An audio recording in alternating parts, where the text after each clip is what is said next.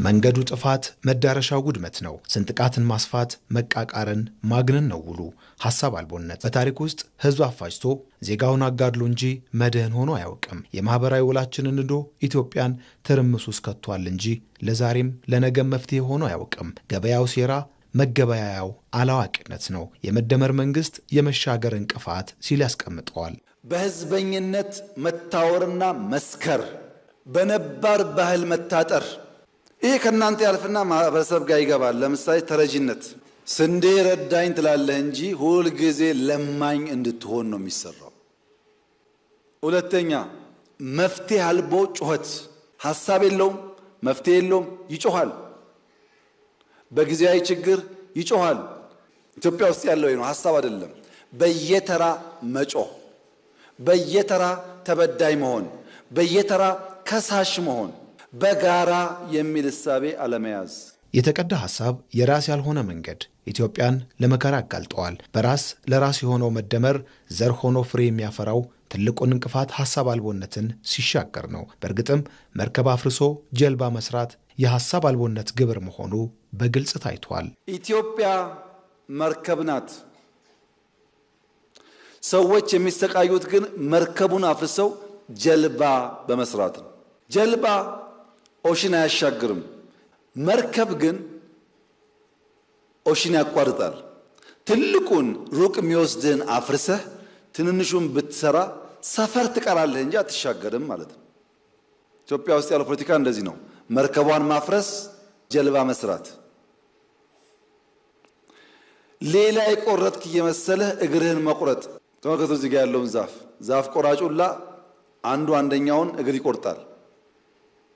ቀይ ባህር ለኢትዮጵያ ያስፈልጋትም ባይ ማለት ነው። ሶስተኛው ደግሞ ይሄ ሰው የሚሰቃየው ይሄን ለማዳን ነው። ታንቋል፣ እንደምታዩት ቆርጦ ያድነው ነው። ይሄ ግን የሚሰቃየው አዳኙን ለመግደል ነው። ልክ ሲቆርጠው እሱ ድኖ እሱ ለመግደል። ሐሳብ አልቦነት ጽንሰቱም ውልደቱም የኃይል ፖለቲካ ነው። የመደመር መንግስት እንደሚለው የፖለቲካ ሰንኮፍ የሰላማዊ ፖለቲካ ትግል አኮስማኝ ነው። ሐሳብ አልቦነት በኢትዮጵያ ይኸው ጋሬጣ ሐሳብ ላይ የተመሰረተ የሰለጠነ ፖለቲካን አምክኗል። የሽግግር ዕድሎችን ደፍጥጧል። ምክንያት ሚዛንና ምክንያታዊነት አያውቅም።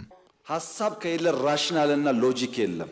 ይሄ ነው የመደመር መንግስት የተሸከመውን ቀንበር የተሸከመውን ኃላፊነት በብቃት ሰርቶ ትውልድ እንዳያሻግር የሚያደርገው በሽታ ይሄ ነው። ሐሳብ የምርጥ ነገር ዘርና ስርና ዘር ሳትቀበል ግንድና ፍሬ ለመልቀም መሞከር ውጤታማ አያደርግም። ኢትዮጵያን የማጽናት ሀገርን የማሻገር ኃላፊነት በእጁ ላይ ያለው የዛሬው ትውልድ ሐሳብ አልቦነትን ተጠይፎ መፍትሄ ተኮር ሐሳብ ላይ የተመሰረተ ትብብርና ፉክክርን እንዲያደርግ ይጠበቃል። ያኔ የሐሳብ የበላይነት ቦታውን ይይዛል። የሰለጠነ ፖለቲካም ለሀገር መድህን ይሆናል። የመደመር መንግስት የሚያስቀምጠውም ይህንኑ ነው። የሐሳብ ሉዓላዊነት በመደመር አሸናፊነት ለማምጣት ሚዛናዊ የሆነ አመንካይ የሆነ የሐሳብ ፍትጊያ ያስፈልጋል። ይሄም 3C እንለዋለን። ኮኦፕሬሽን ኤንድ ኮምፒቲሽን፣ ትብብርና ፉክክር በሚዛን፣ ኮንሲስተንሲ ኤንድ ኮሚትመንት፣ ያዝ ለቀቅ ሳይሆን ሂደቱ መርህ ላይ የተመሰረተ የማይቆራረጥ የሚቀጥል መሆን አለበት። ሶስተኛ ቼንጅ ኤንድ ኮንቲኒቲ ነው። አወንታዊ ለውጥን በመፍጠር በማስተሳሰር በማስቀጠል መደረስ ያለበት ቦታ ማድረስ ነው። ሐሳብ ሲኖር ነፍጥ አይጠራም። ሐሳብ ሲኖር እልህ አይሰራም። ትውልድ ለሐሳብ የበላይነት በሰጠው ቦታ ልክ ለሀገር መበልጸግ ድርሻውን ያሰፋል። ከዛሬ ትውልድ ኢትዮጵያውያንም በዚሁ ረድፍ መሰለፍ ይጠበቃል። የመደመር መንግስት ከተቀዳ በተውሶ ከሚያላትም እሳቤ ይልቅ ለሐሳብና ለንግግር ቅድሚያ ይሰጣል። ሀገር በቀል ዲሞክራሲያዊ እሳቤነቱም ለመፍትሄነት ያስመርጠዋል። አሁንም ወደ ሌላ ጥንቅር እናልፋለን ተመልካቾች። በኢትዮጵያ የፖለቲካ ፓርቲዎች ቁጥር ከሚበዛ ይልቅ ቁጥራቸው ውስን ሆኖ ሀገርን የሚያሻገር የተሻለ ሀሳብ የያዙ ሆኖ ሊደራጁ እንደሚገባ ምሁራን ይገልጻሉ። የተለያዩ የፖለቲካ ፓርቲዎች ሰብሰብ ብለው የተሻለ ሀሳብን በመያዝ የተሻለ ተፎካካሪ ፓርቲ ሊመሰርቱ እንደሚገባ የፖለቲካ ተሳታፊዎችም ያነሱታል። ያልተጠናከሩ የፖለቲካ ፓርቲዎች እንዲበዙ የሚያደርጉ አላስፈላጊ ማበረታቻዎችም ሊቆሙ ይገባል የሚለው የፖለቲካ ዘርፉ ተዋናዮች ናቸው። አስማረ ብርሃኑ ተጨማሪ አለው። በኢትዮጵያ የፖለቲካ ፓርቲዎች ቁጥር መብዛት ቁጥራቸው ከመብዛት የዘለለ አብዛኛዎቹ የተባ ሀገር የሚያሻግር ለሕዝብ የሚበጅ የርዕዮተ ዓለም ሀሳብ የሌላቸው መሆኑ በተደጋጋሚ በፖለቲካ ሊቃን የሚሰጥ ሀሳብ ነው። እናም ባልጠነከረ የሀሳብ መሰረት ላይ የተመሰረቱና በሀሳብ የበላይነት ማሸነፍ የተሳናቸው የፖለቲካ ፓርቲዎች መጨረሻቸው ነፍጥ ማንገብ ይሆንና ሀገርን ያልተገባ መስዋዕትነት ሲያስከፍሉ ቆይተዋል። ለአማራጭ ሀሳቦች ተፎካካሪ የፖለቲካ ፓርቲዎች መኖራቸው ጥሩ ቢሆንም እንደኛ ሀገር ነባራዊ ሁኔታ ግን ሚዛን የሚደፋ ሀገርን የሚያሻግር የሀሳብ የበላይነትን ይዘው የሚመጡ የፖለቲካ ፓርቲዎች ውስን መሆናቸውን በተለያዩ መድረኮች በተደረጉ ውይይቶች የዘርፉ ተዋናዮች ያነሳሉ። ለዚህም ሰብሰብ ብሎ ጠንካራ የፖለቲካ ሀሳብና አማራጭ የያዘ ተፎካካሪ የፖለቲካ ፓርቲን መመስረትም የተሻለ አማራጭ ነው ይላሉ። የፓርቲ መብዛት ህዝብን ለማንቃት ለማደራጀት አስፈላጊ ነው፣ በዚህ ይስማማለሁ። ነገር ግን በሚከተሉት ርዕዮተ ዓለም ህዝብ ውስጥ ገብቶ ህዝቡን ከማንቃት ከማደራጀት ይልቁንም ጠፍቶ ይከርሙና ምርጫ በተከሰተ ጊዜ ብቻ ወይ በምርጫ ሰዓት ብቻ ይመጡና ህዝብን ሲያደናግሩ ግራ ሲያጋቡ ብቻ ነው የሚታየው። እርስ በርስ ራሳቸውን ሲቃወሙ ነው ማየው እንጂ አንድነት ለመፍጠር እውነት መደብለ ፓርቲ በኢትዮጵያ ውስጥ መመስረት ይቻላል። ብዙ ጊዜ እያየን ነው፣ እየተሞከረ ነው። ይሄን ለማድረግ መጀመሪያ ህዝቡን በርዕዮተ ዓለም ማነጽ፣ ማደራጀት፣ ማንቃት ያስፈልጋል። ለዚህ ዝግጁዎች ናቸው ወይ? አሁን ኢትዮጵያ ውስጥ እየተንቀሳቀሱ ያሉት ፓርቲዎች ጠንካራ መሆን አለባቸው። ነገር ግን በእኛ ሀገር ኮንቴክስት አውድ በምናይበት ጊዜ ሀገራችን ላይ ያሉ በተለይ በክልል ደረጃዎች የሚኖሩት በብዛት ሀሳባቸው የፖለቲካ ማኒፌስቶቸው የፖለቲካ መርሃቸው የፓርቲ መርሃቸው ብዙዎቻቸው ስንመለከት ኦቨርላፕ የሚያደርግና የሚመሳሰል ነው ብዙ ጊዜ የምናየው። እንደ ሀገርም ደረጃ ደግሞ አንዳንድ ፓርቲዎች ቀርበን ስናያቸው የሚያቀርቡት የፖለቲካ ማኒፌስቶቸው የመቀራረብ ነገር አለና እኔ እንደውም በሚገባኝ መልኩ ለሀገራችን የሚሻለው ሁለት ፓርቲ ስርዓት እንደውም ቢሆንና ሌሎች ፓርቲዎች ሁለት ፓርቲ ተመሰርቶ ከዛ ደግሞ እነሱን ከኋላቸው ሆኖ ወይም ከነሱ ጋር ሄዶ መርጅ ያደርጉ ጠንካራ ፓርቲዎች ሆኖ ማቅረብ እንዳለባቸው ወይም መቅረብ እንዳለባቸው ይሰማኛል። ግልጽ የሆነ ለሀገር የሚበጅ የርዕዮተ ዓለም ሀሳብ የሌላቸው ነገር ግን ቁጥራቸው የበዛና ህዝቡንም ለምርጫ የሚያደናግሩ የፖለቲካ ፓርቲዎች ብዛት ጠንከር ባለ በፓርቲ መመስረቻ ህግ መላ ሊበጅለት እንደሚገባም ፖለቲከኞች ይመክራሉ። ለፖለቲካ ፓርቲዎች ያለ ቅጥ መፈብረክ ምክንያት የሆኑ አላስፈላጊ ማበረታቻዎችም ሊታዩ ይገባል። ሀሳብ ላይ ተመረኮዙና እውነተኛ የፖለቲካ ፓርቲዎች መድረኩ ላይ እንዲኖሩ ከተፈለገ ኢንሴንቲቭ አነሳሰሪ ኢንሴንቲቭ ወይንም ምክንያታዊ የሆነ ድጋፎችን ማንሳት ተገቢ ነው ብዬ አምናለሁ። የወቅቱን የፖለቲካ ገበያ የሚመጥን ፓርቲ ከሆነ ያለኝ መቀጠል አለብኝ እችላለሁኝ። ከአባላቶቼ ከደጋፊዎቼ በማሰባሰበው በመሰረታዊነት ሀሳብ ላይ የተመሰረተ ፓርቲ ይዤ ልቀጥል እችላለሁ።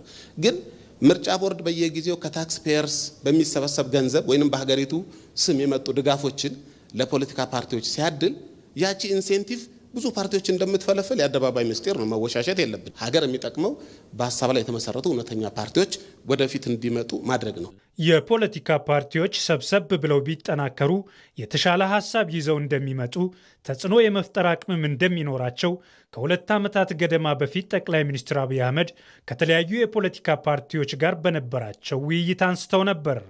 አሁን 68 ገደማ ፓርቲዎች ኢትዮጵያ ውስጥ አሉ። ለ68 ሊቀመንበር ቦታ የለንም። ለ68 ሊቀመንበር ቢሮ የለንም።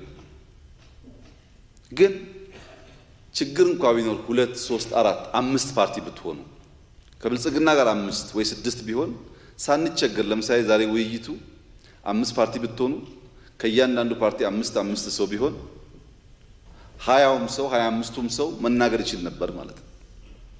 ስንበዛ መበተን ብቻ ሳይሆን በዚያው መጠን አቅማችን ውስን ይሆናል። ከወዲሁ በሰከነ መንገድ ተነጋግራችሁ 2 3 4 ቢበዛ ፓርቲ ብንሆን አብዛኛው የሚነሳውን ጥያቄ ለመፍታት እድል ይሰጣል። 60 70 ፓርቲ ሲሆን ግን ያስቸግራል እና ሰብሰብ ማለት ለፓወርም ለኢንፍሉዌንስም ስለሚያግዝ ብታስቡበት። በኢትዮጵያ የተሻለ የፖለቲካ ባህልን ለመገንባትና የተሻለች ሀገርን ለትውልድ ለማሻገር ሀገራዊ መፍትሄዎችን የሚያመነጩ ጠንካራ የፖለቲካ ፓርቲዎች እንዲፈጠሩ መስራት ይገባል። ተመልካቾች እዚህ ጉዳይ ላይ ቆይታ እናደርጋለን። በጉዳዩ ላይ ተጨማሪ ማብራሪያ እንዲሰጡን እንግዳ ጋብዘናል። እንግዳችን የዲፕሎማሲና ዓለም አቀፍ ግንኙነት መምህር እንዳለ ንጉሴ ናቸው። መምህር ፍቃደኛ ስለሆኑና በማለዳ ስለተገኙ እጅግ አድርገን እናመሰግናለን። እኔም አመሰግናለሁ። መልካም፣ ወደ ቀዳሚው ጥያቄያችን እንለፍ። እንግዲህ በኢትዮጵያ ለዘመናዊ የፖለቲካ ታሪክ ስብራት ነው ተብሎ ከሚታሰበው ነገር አንዱ ቅቡልነት ያለው ሀገረ መንግስት አለመገንባት እንደሆነ ይነገራል። ይህንን ለዚህ ፖለቲካ ደግሞ ሀሳብ አልባነት ወይም ደግሞ ሀሳብ የሌለው ፖለቲካ ምን ያህል ተጽዕኖ አሳድሮበታል ማለት እንችላለን? እሺ፣ አመሰግናለሁ። ወድጋሚ እንግዲህ ያው እንደሚታወቀው ሀገር የሚመራው አስተዳደር የሚኖረው በዋናነት ፖለቲካሊ ነው። እንግዲህ ፖለቲካ ማለት ስለ መምራት ነው የምናወራው፣ ተከታዮችን ስለ ማፍራት ነው። ሀገረ መንግስትንና ሀገርን ስለ መገንባት ነው የምንነጋገረው። እንግዲህ ሀገረ መንግስት ስንል መንግስቱን ማለታችን ነው፣ ሀገር ስንል ስቴቱን ማለታችን ነው። እንግዲህ በሌላ አነጋገር ማለት ነው። እንግዲህ በኢትዮጵያ እንግዲህ ረጅም ጊዜ ታሪክ ያላት ነች፣ በሺህ ዓመታት ማለት ነው። በሀገርነትም መንግስትን በማምጣትም በመሄድም ማለት ነው። ከዚህ አንጻር ስናየው እንዳጋጣሚ ሆኖ ከሌሎቹ ችግሮቿ ጋር የተያያዘ ነው ይሄ ፖለቲካ ባህሏ ማለት ነው። እንግዲህ እንወጣለን እንወርዳለን እንወጣለን እንወርዳለን እንዲላለን። ስለዚህ የአንድ ሀገር ፖለቲካ ምን መሆን ነበረበት? አንደኛ ኢትዮጵያ ያለችበትን ተጨባጭ ሁኔታ የሚረዳ መሆን አለበት። ያን ተረድቶ ነው ጉዳዮችን መስራት ያለበት። ለምሳሌ ያህል ኢትዮጵያን ስናይ ብዙ ሀገር ነች፣ ብዙ ነገር ያለበት። እንግዲህ ለአንድ ፖለቲከኛ ወይም ፖለቲካ ፓርቲ ያቋቁማለሁ ለሚል አካል የኢትዮጵያን ብዝሃነት መቀበል ቅድመ ሁኔታ ነው። ይሄ መጀመሪያ እንግዲህ ብዝሃነት ስንል በሁሉም መልክ ነው፣ በሀሳብም በቋንቋም በባህልም በሃይማኖትም በሌሎቹም ይዘን ማለት ይሄ መጀመሪያው ቅድመ ሁኔታ። ሁለተኛ ኢትዮጵያ ያለችበት አካባቢ ምን ይመስላል ጂኦፖለቲክሱ። ሶስተኛ የኢትዮጵያ ታሪክ ምን አይነት ነው። እንግዲህ ኢትዮጵያ በነጻነት የኖረች ነች። እንግዲህ እነዚህን ከግምት ውስጥ ያስገባ መሆን አለበት። እንግዲህ አንድ ፖለቲካ ጤናማ ነው እየተረዳ ነው እንላለን። ይሄ ደግሞ በዋናነት በምን መታገዝ አለበት? ቼንጅ ኤንድ ኮንቲኒቲ ምን ማለት ነው? በየሰዓቱ የሚለወጥ ነገር አለ። እንደገና የምናስቀጥላቸው ነገሮች አሉ። ከአዲስ አይደለም ዝም ብለን የምንጀምረው። ስለዚህ እነዚህን ነገሮች ተረድተው ከመሄድ አንጻር የኢትዮጵያ ፖለቲካ እንደዛ አልመጣም ራሱ ሲመጣ ማለት ነው። እንግዲህ አንድ ፖለቲካ ፓርቲ የሚቋቋመው በመጀመሪያ ደረጃ ለግለሰብ አይደለም ወይም ለሆነ ቡድን አይደለም። የሀገሬን ብሔራዊ ጥቅም በዚህ ደረጃ ከፍ አደርጋለሁ ይላል አይደል? በዛ የሆነ ሀገር የመጀመሪያ የመንግስታዊ ቅርጹ ማወቅ አለበት። ይሄ እንግዲህ ኢትዮጵያ በአጋጣሚ ሆኖ ለፌዴራሊዝም የተሰጠ ሀገር ነው። እንግዲህ ብዝሃነቱን ማኔጅ የምናደርገው ፌዴራሊዝም ሁለት ትልቅ ኮምፖነንቶች ስላሉት ማለት ነው።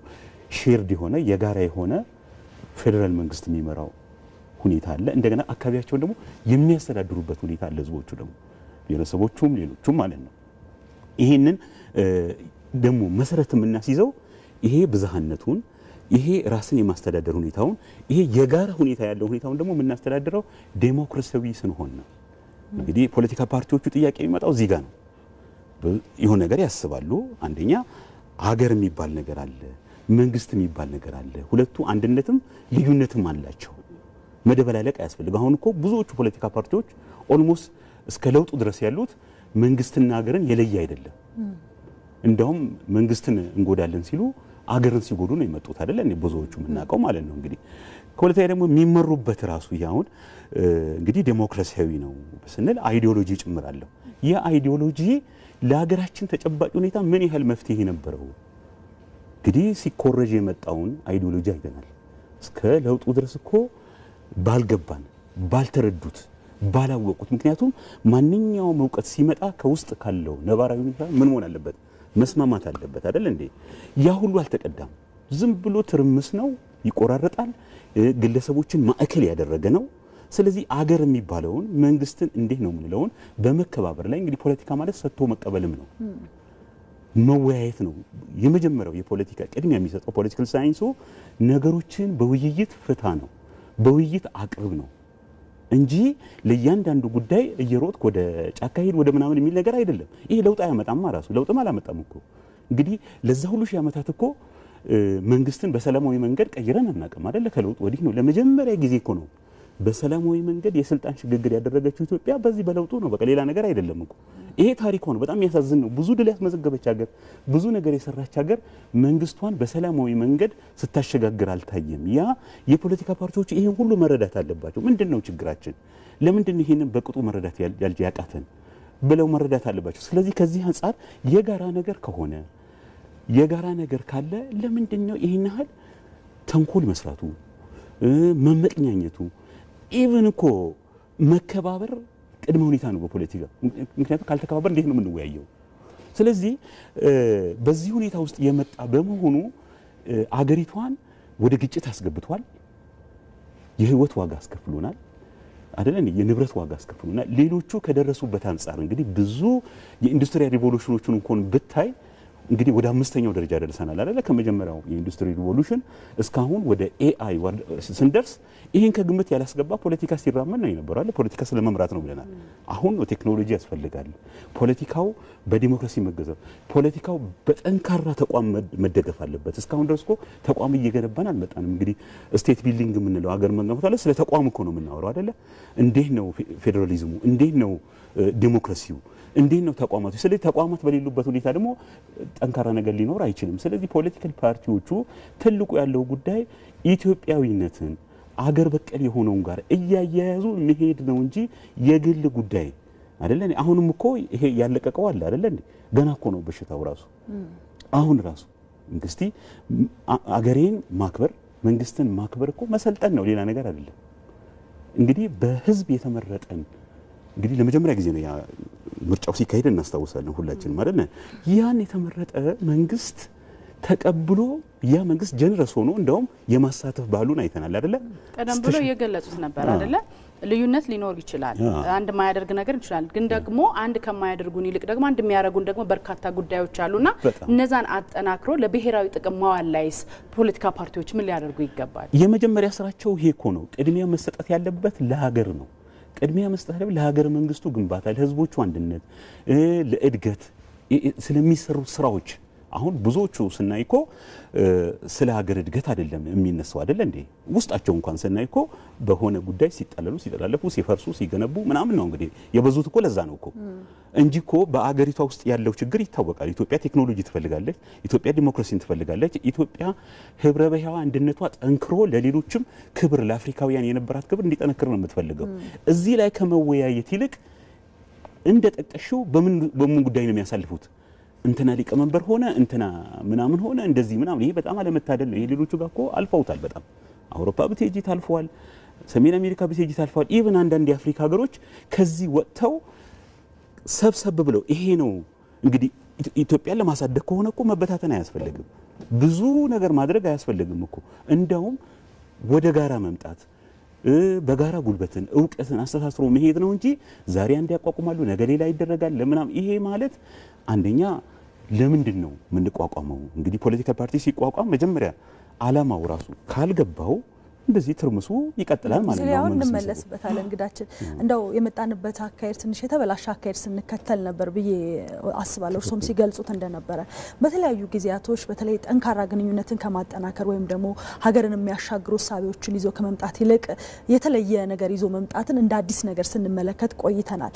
ምናልባት እርሶም ሲገልጹት እንደነበረ በተለይ የፖለቲካ ፓርቲዎች መብዛት ይህን እሳቤ ሲያሳድግ ነበረ። ግን ይሄ ማደግ ወይም ደግሞ የፖለቲካ ፓርቲዎች መብዛታቸው ምን አሳጥቶናል? እስኪ እንዴ አሁን ያሳጣን እኮ የመጀመሪያው ያመጣብን በሽታ እኮ ግጭት ነው።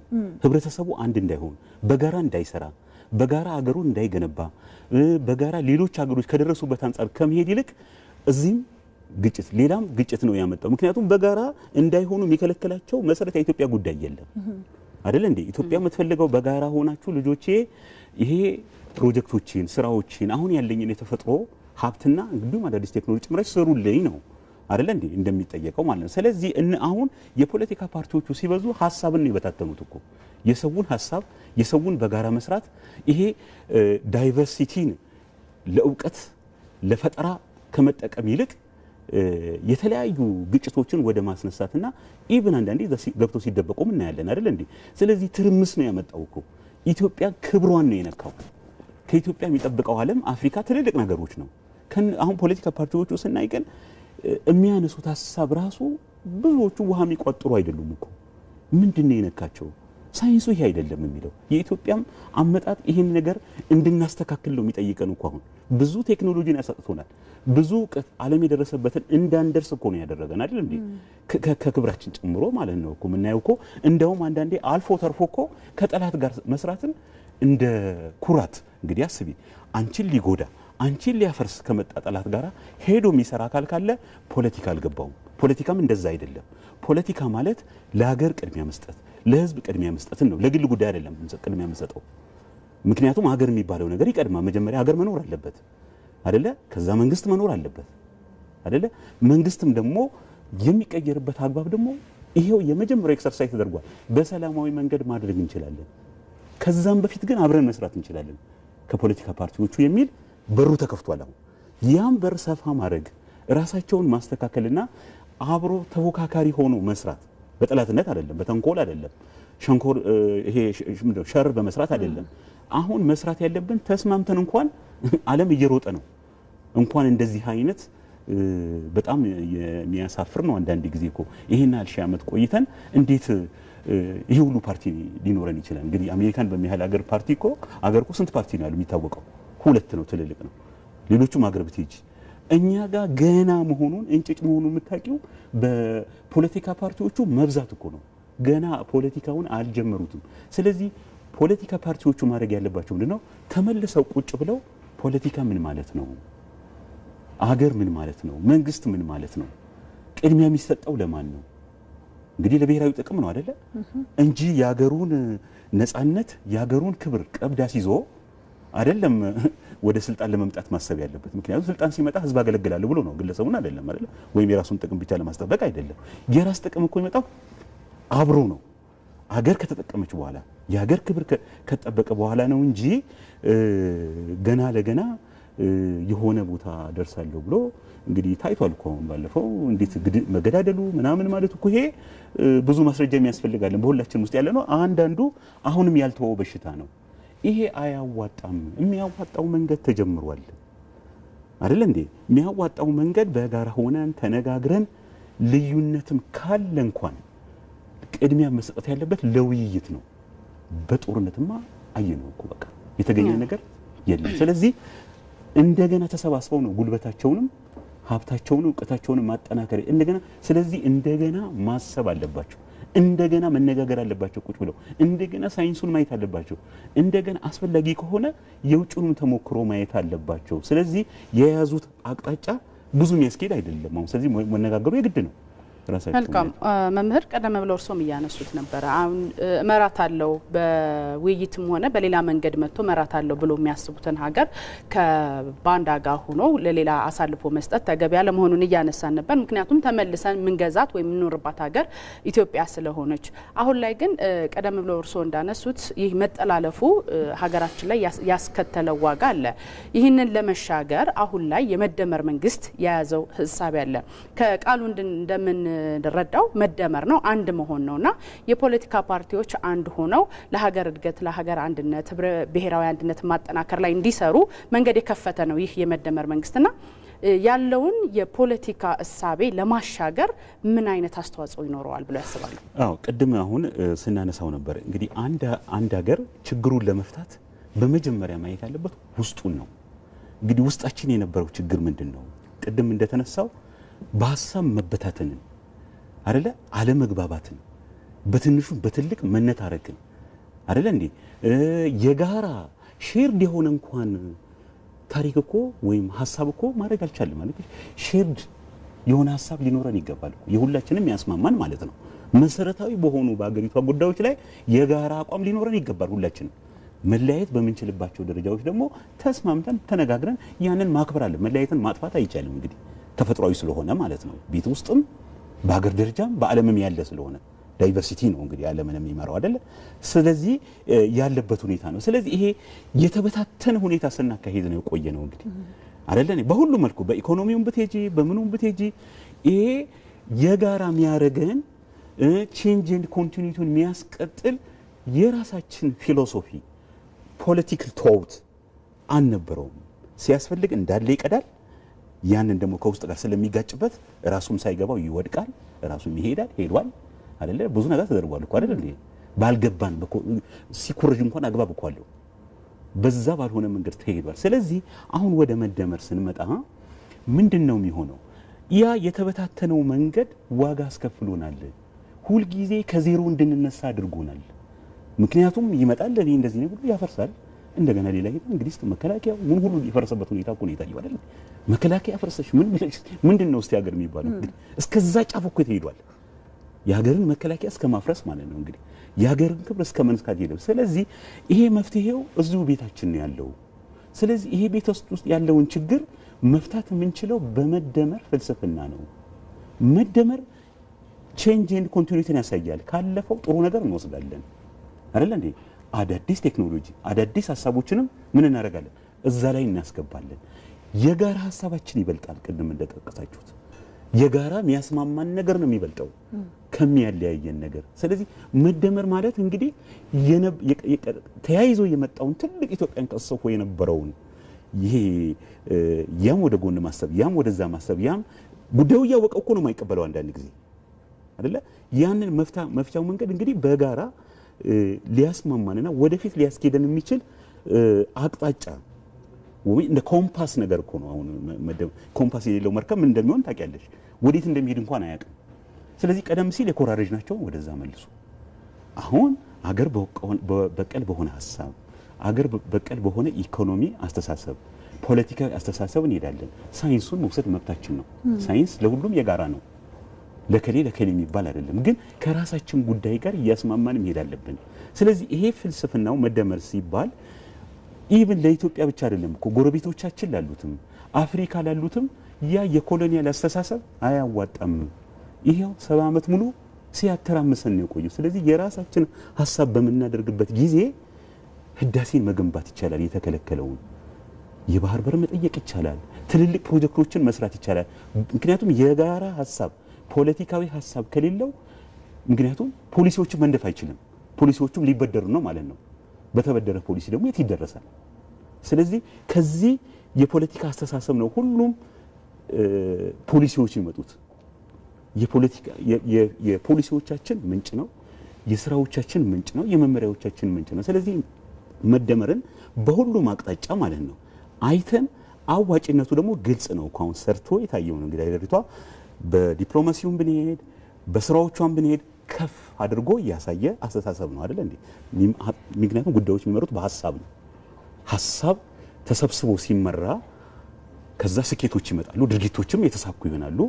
ጋፕ እንኳን ቢኖር መልሶ ለማየት ይፈቅዳል ማለት ነው፣ ለማስተካከል ማለት ነውና መደመሩ ለነዚህ ቅድም ላልናቸው ለሺህ ዓመታት ወጥረውን ለነበሩን ይሄ ከዜሮ መነሳት ምን ማለት እንደዚህ ዳይቨርሲቲውን ቶለሬት አለማድረግ አይደለ?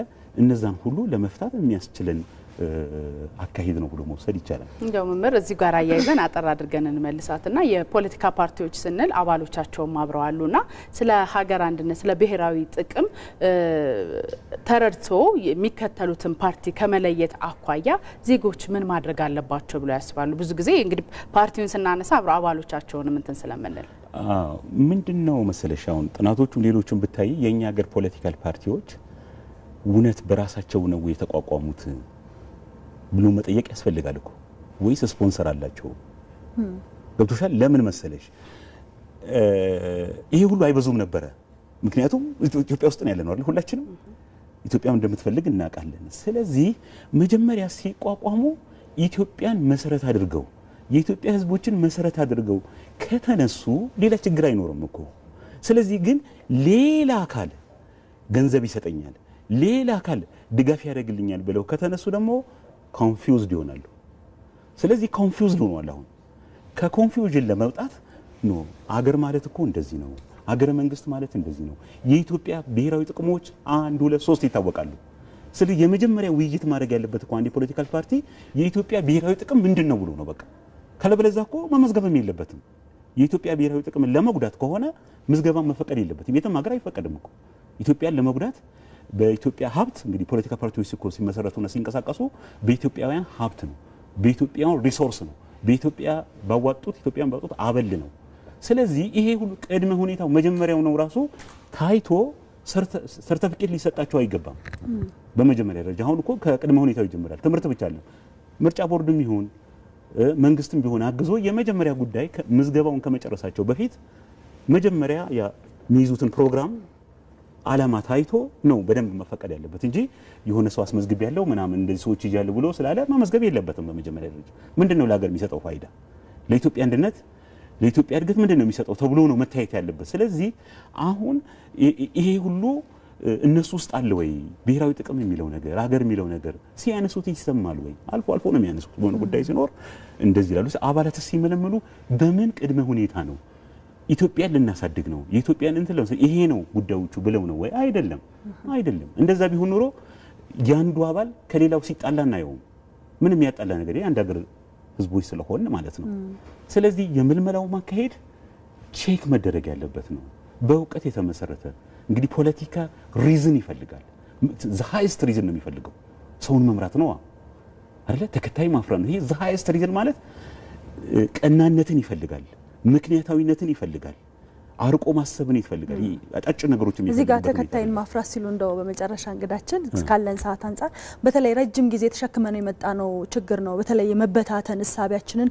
ቀደምት ላይ ነበረው ነው አሁን ይሄንን ሐሳቤ ደግሞ ለማሻገር የመደመር መንግስት እንደመፍትሄ ያስቀመጣቸው ይታዎች አሉ ትውልዱ ላይስ በተለይ ይሄንን ያዝነውን ነገር መልሰን ለትውልድ ከማሻገር አንፃር ምን አይነት ስራዎች መሰራት ይኖርባቸዋል እንግዲህ ትውልድ ላይ አሁን የተጀመሩ ስራዎች አሉ በዩኒቨርሲቲዎችም ብትመጪ ከታች ጀምሮ የሲቪክ ትምህርት እየተሰጠ ነው እንግዲህ ሲቪክስ ሁለት ኮምፖነንቶች አሉት እንደምታውቂው የፖለቲካል ኮምፖነንት አለው የስነ ምግባር ኮምፖነንት አለው አይደለ አሁን የጎደለው እኮ ሁለቱም ነው የፖለቲካ ስንል ያሰራሩን አስተዳደሩ ምናምን እንደዚህ ማወቅን ከዓለም አቀፍ ስልጣኔ ጋር አብሮ መሄድን ነው ስነ ምግባሩ ደግሞ ይሄንን ጉዳይ ስናካሄድ ዲሲፕሊን እንደሆነ ነው because political sensitive ስለሆነ ዲሲፕሊን እንደሆነ ነው ዲሲፕሊን ዛሬ እኮ ዓለም የሚወዳደረው በገንዘብ ብቻ አይደለም በእውቀት ብቻ አይደለም ዲሲፕሊንም ትልቅ ማከተ ተሰጥቷል አሁን ስነ ምግባር የሚባለው ማለት ነው አሁን እኮ ስነ ምግባር የላቸውም ሲናገሩ ሲደርጉት ምናምን አንደኔ ተደነግጫለ በኢትዮጵያ ባህል እንኳን እንደዚህ ታይቶ እንዴ ምንድነው የሚሰሩት ስለዚህ አንደኛ በትምህርት ቤቶች የሚሰጠው ትምህርት እንደገና ለነዚህም ቢሆን ለፖለቲካል ፓርቲዎችም ቢሆን ደጋግሞ በዚህ በስነ ምግባር ጉዳይ በፖለቲካ አሰራር ጉዳይ ደጋግሞ ሊማሩ ዲስከስ ሊያደርጉ ይባል በዚህ መሰልቸት አያስፈልግም ምክንያቱም ይሄን ባህል አርገነው አልመጣንም ያጭር ጊዜ ነው አሁን ይሄ 10 አመት የ7 አመት ጉዳይ እኮ ነው አሁን ይሄ ስለዚህ ይሄ በቀላሉ የሚለቅ ነገር አይደለም መደጋገምን ይጠይቃል ስለዚህ ይሄ የስነ ምግባርም ይሁን የፖለቲካው አሰራርም ይሁን ደጋግሞ ስልጠና መስጠት አለበት የከናንተም የሚጠበቅ ነው መልካም የዲፕሎማሲና ዓለም አቀፍ ግንኙነት መምህር እንዳለ ንጉሴ በማለዳ መጥተው ይሄንን የመሰለ ማብራሪያ ስለሰጡን እናመሰግናለን መልካም ቀን ይሎት መልካም ቀን አመሰግናለሁ